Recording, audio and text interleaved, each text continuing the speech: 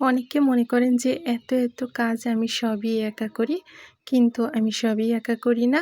এই যে যেমন এই সুন্দর কাজটা আমারই এক ওয়ার্কার করেছে, করে মাত্রই দিয়ে গেল। তো আমি দেখে নিচ্ছি সবটা ঠিকঠাক আছে কিনা। তারপর আমি চলে গেলাম আমার সুন্দর এই ড্রেসটা ওয়াশ করতে। কারণ এটা আমার ইমার্জেন্সি অর্ডার ছিল।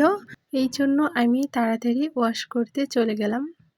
ওয়াশ করার জন্য আমি প্রথমেই অল্প একটু ডিটারজেন্ট নিয়েছি। নেওয়ার পরে এটা ভালোভাবে ওয়াশ করে নিলাম, মানে একটু ধুয়ে নিলাম। তো দেখেন আমার ড্রেসে কোনো রং ওঠে না। তবে আমি যে কলম দিয়ে আর্ট করেছি ওটার একটু রং উঠেছে। তারপরে আমি এটা সুন্দর করে শুকাতে দিলাম। আমি খুব বেশি রোদ্রে এগুলো শুকাতে দেই না। আমার হালকা একটু শুকানোর পরে আমি তুলে এনেছি। তারপরে আয়রন করে নিয়েছি। আয়রনটা দেখানো হলো না। তারপরে এই যে সবশেষে আমি সুন্দর করে পার্সেল প্যাকিং করা শুরু করে দিয়েছি। এই তো আমার পার্সেল প্যাকিং করা শেষ। এবার আমার পার্সেলটি ঢাকা সাভারের উদ্দেশ্যে রওনা দিয়ে চলে গেল।